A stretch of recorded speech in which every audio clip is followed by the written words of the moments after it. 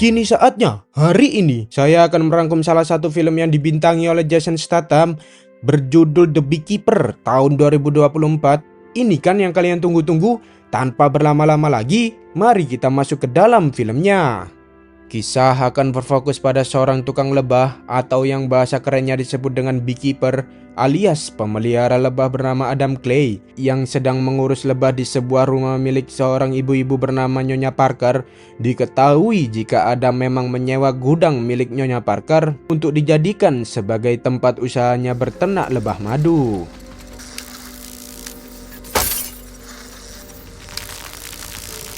Ketika Adam sedang sibuk dengan pekerjaannya, kita akan melihat Nyonya Parker sedang sibuk dengan laptopnya sampai muncul peringatan yang menyatakan jika laptopnya terkena virus, lengkap dengan nomor telepon yang bisa dihubungi.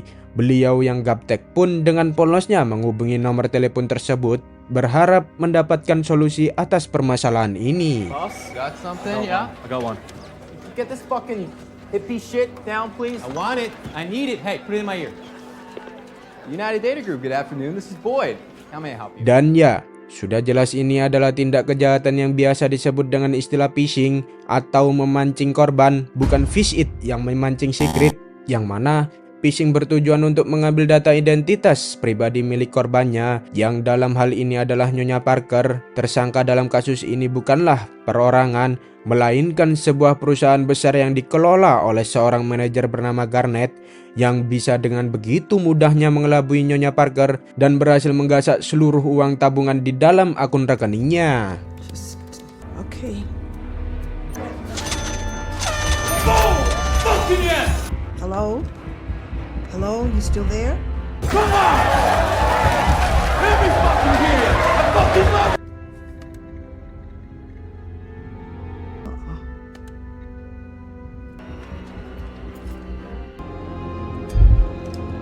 Kembali ke Adam yang sedang mengemas madu-madu hasil ternaknya, ia mengambil salah satu botol madu untuk berniat memberikannya kepada Nyonya Parker. Setibanya Adam di sana, tiba-tiba Don't move. Drop the knife. Don't you fucking move. Nyonya Parker ditemukan sudah tewas akibat bunuh diri. Sementara putri Nyonya Parker yang bernama Verona mengira jika Adamlah pelakunya, sehingga ia pun segera dibawa oleh pihak kepolisian untuk diperiksa lebih lanjut. It's Clay, right? Adam Mr. Clay? Clay, we just got a couple of questions. I don't have much to say. How do you know my mother? Read some space in the bond from her. Like, what the fuck were you doing in my mother's house? I was bringing her a jar of honey. I told you I'd take care of bees.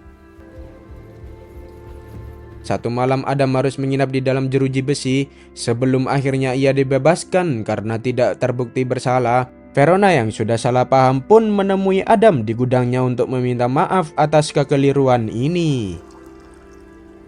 I need to apologize for last night. That's understandable. I realize I may have been a little aggressive. Verona kebetulan adalah seorang agen FBI. Ia sudah berkoordinasi dengan divisi terkait hingga didapatkan informasi mengenai para pelaku yang ternyata sudah beroperasi sejak 2 tahun yang lalu dan sampai saat ini belum berhasil ditangkap akibat minimnya petunjuk yang didapatkan. Dan jika Anda mengira Adam Clay hanya seorang tukang lebah yang biasa saja, maka Anda sudah salah besar. Clay terlihat mengambil ponsel yang ia sembunyikan di dalam salah satu sarang lebahnya, menghubungi divisi terkait untuk menanyakan alamat lengkap para pelaku cybercrime ini, sehingga bisa disimpulkan jika Adam adalah mantan agen khusus yang pernah bekerja di salah satu divisi rahasia milik pemerintah. Well, we're not the FBI, are we? Show me the deets and stand by. Tanpa buang waktu, Adam pun langsung meluncur ke alamat yang dimaksud sambil menenteng 2 jerigen bensin. Adam dengan terang-terangan akan membakar habis gedung ini, sehingga apabila petugas akan tetap menghalanginya, maka inilah akibatnya. Scamming the weakest in our society, stealing everything they have. You aware this is a criminal outfit?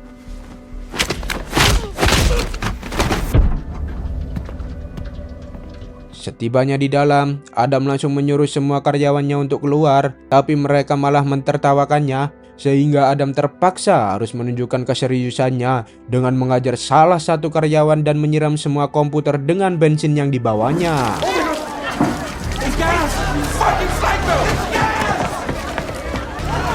Tak lama lama muncullah Garnet sang manajer yang membawa lebih banyak penjaga, sehingga Adam lagi-lagi harus membrutal dengan mengajar mereka semua, sekaligus meledakkan gedung ini sampai rata.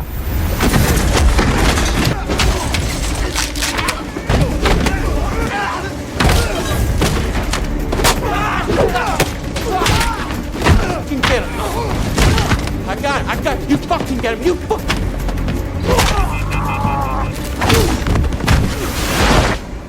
The next call from your little phishing scam will make a spark across these wires. This call center, anything alive in here won't be.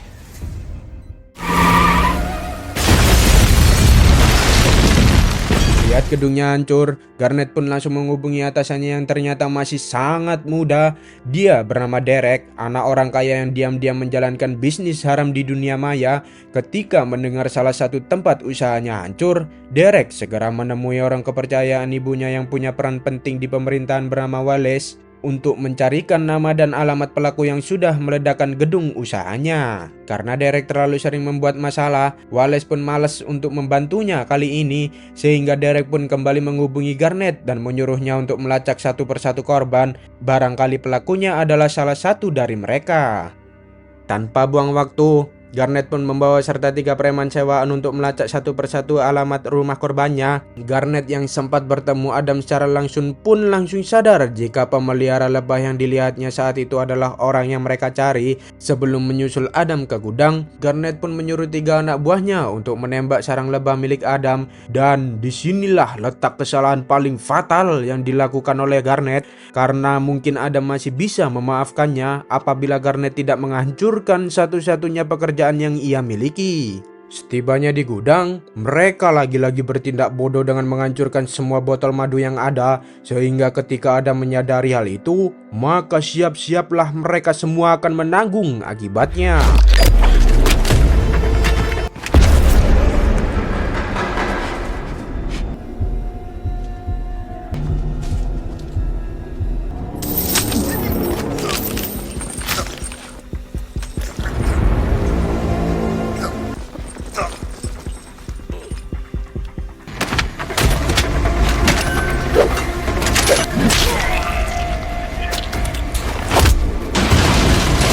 Betapa menyesalnya Garnet saat menyadari jika dirinya sudah macam-macam dengan orang yang salah. Jari tangan kanannya habis terpotong dan sengaja dibiarkan hidup agar bisa menjadi pesan ancaman untuk atasannya si Derek.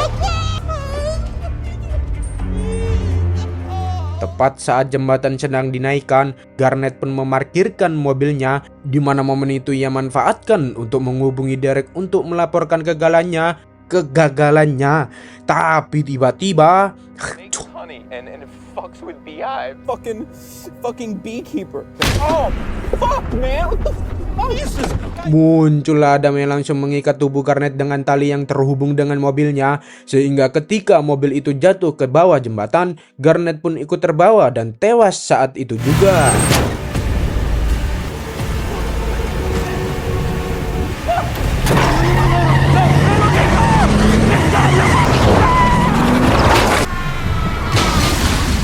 Adam mengambil ponsel Garnet yang masih terhubung dengan Derek. Sebagai anak orang kaya yang punya jabatan dan kekuasaan, Derek dengan sombongnya mengatakan bahwa Adam sudah macam-macam dengan orang yang salah. Derek mengklaim jika dirinya adalah orang yang tak bisa tersentuh dan mengancam akan segera menghabisi Adam lebih dulu. Remember it. Because you don't burn me down, I burn you down. You understand me? I bet you don't have estate planning. I'm fucking 28 years old. Why would I need that? You are fucking with forces that you cannot comprehend.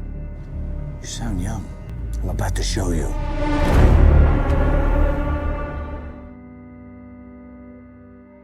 Beralih ke Verona yang sedang menyelidiki kasus peledakan gedung, tak lama ia mendapatkan kabar jika rumah ibunya terbakar disertai dengan penemuan 3 jasad preman. Hingga akhirnya Verona sadar jika kasus ini ada hubungannya dengan Adam Clay, si pemelihara lebah yang menyewa gudang ibunya.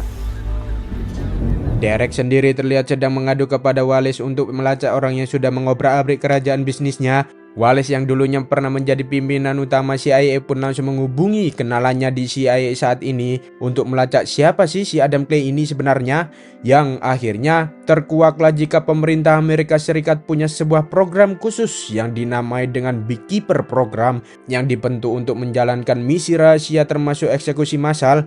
Agent yang direkrut pun bukan orang yang biasa karena harus punya skill di atas rata-rata prajurit biasa.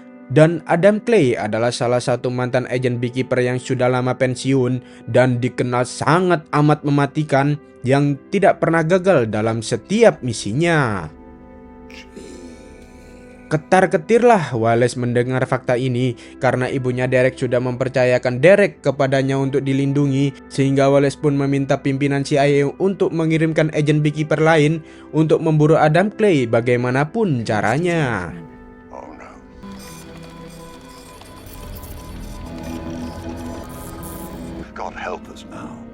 Kembali ke Adam yang sedang mengisi bensin di sebuah pom, di mana agen Beekeeper pun tiba-tiba muncul dari belakang dan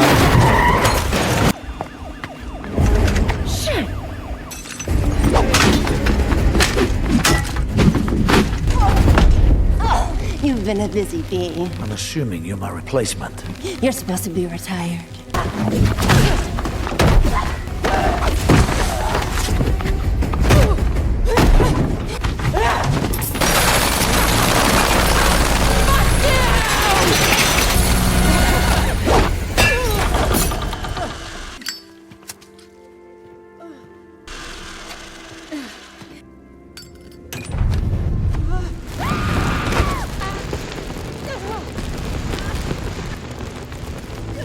ya, Adam berhasil menumbangkan si agen brutal ini, di mana Adam juga memotong salah satu jarinya untuk ia gunakan sebagai fingerprint agar bisa membuka pintu tempat tinggal rahasianya.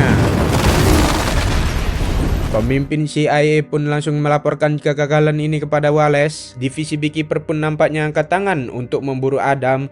Mereka memilih untuk tidak ikut campur, sehingga kini Wallace sendirian dan harus melindungi si Derek tanpa bantuan dari siapapun.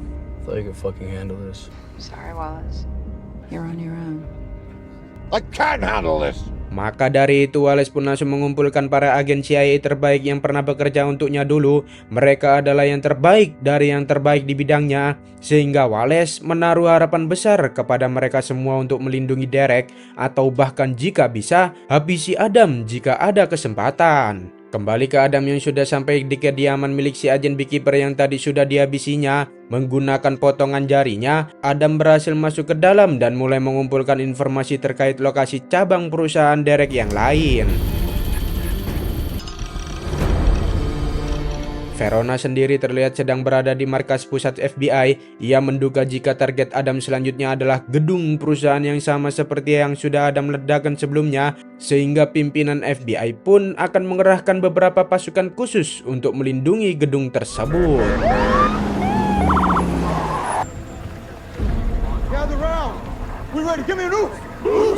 Saat pasukan FBI akan masuk, itulah mereka dijegat oleh pasukan CIA yang sudah lebih dulu berada di sana. Tentunya ini adalah atas perintah dari Wallace. FBI diminta untuk keluar saja, jaga di luar saja, dan serahkan urusan di dalam kepada CIA. Di dalam sendiri kita akan melihat seorang manajer sedang memberi arahan kepada karyawannya sebelum akhirnya CIA masuk dan menyuruh mereka untuk pulang demi keselamatan mereka sendiri. Namun si manajer malah menyuruh ketua CIA ini untuk bicara langsung kepada Derek, yang entah anak siapa sih sebenarnya si Derek ini. Tapi ketua CIA benar-benar tidak berdaya saat Derek menyuruhnya untuk jangan mengusir karyawannya, cukup lindungi saja tapi jangan ganggu bisnisnya. Beralih keluar gedung tepat saat pasukan CIA sedang membagi tugas satu sama lain, di mana saat tokoh utama di film lain merancang rencananya yang rumit dan sembunyi-sembunyi, Adam justru mendobrak stereotip yang ada dengan terang-terangan ikut nimbrung dan menghajar mereka semua sekaligus. It is what it is. Somebody detain this guy.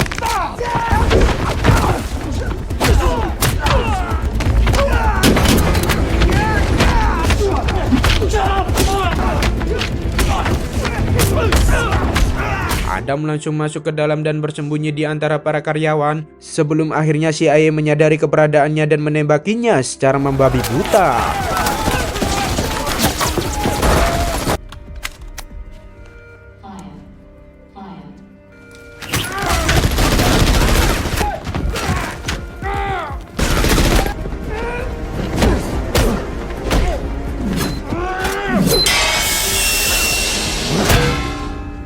Dengan kecerdasannya, Adam pun bersembunyi di atas lift. Ia sengaja memancing pasukan CIA masuk ke sana dan... You done? You're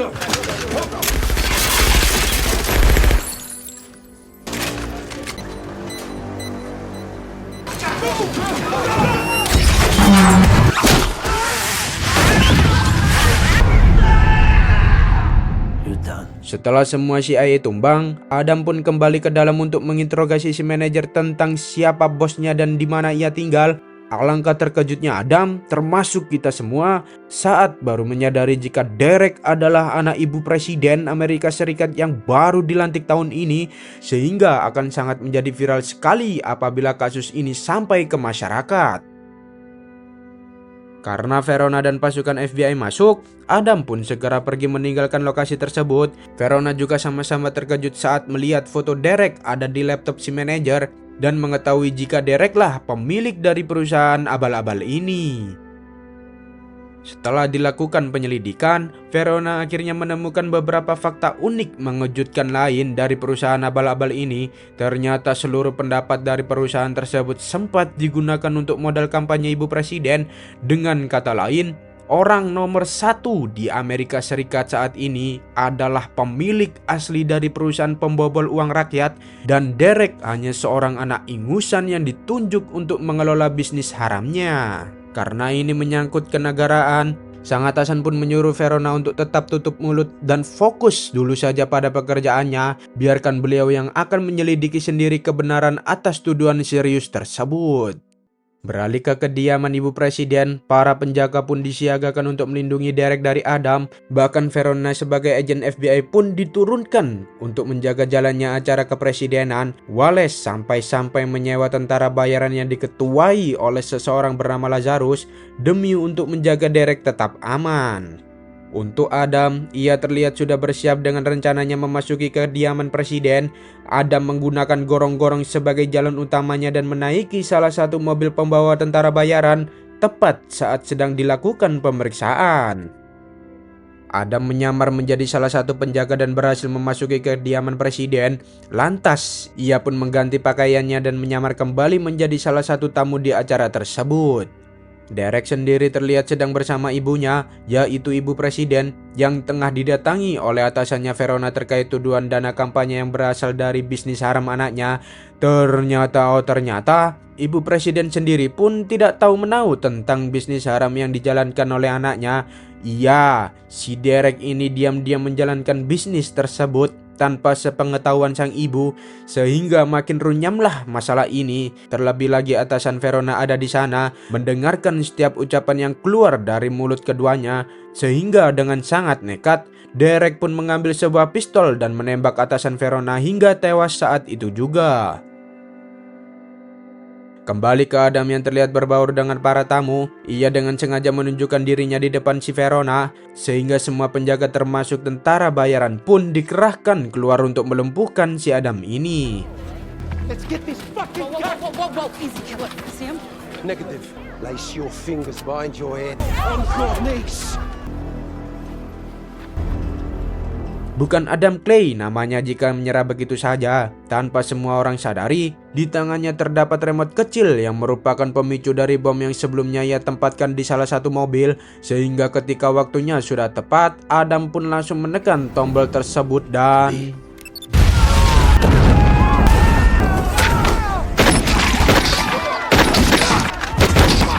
Setelah melumpuhkan semua tentara bayaran, Adam pun menaiki gedung menuju lantai tempat Derek berada. Ia lagi-lagi harus mengeluarkan keringat saat semua penjaga termasuk pas pampres menghadangnya, sehingga inilah yang terjadi.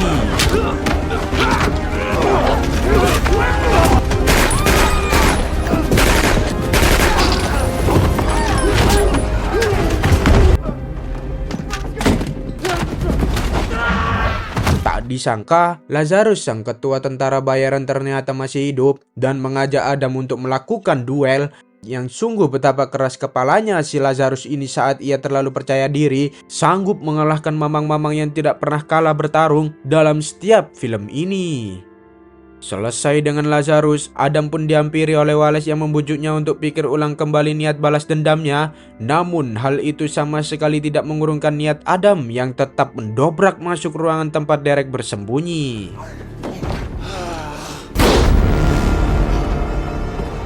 Entah apa yang dipikirkan oleh si Derek, ia menjadikan ibunya sendiri sebagai sandera. Adam pun tak bisa berbuat apa-apa setelah Verona dan rekannya masuk ke sana. Ketika Derek berniat untuk benar-benar menembak kepala ibunya sendiri, tiba-tiba... Bye, Mom.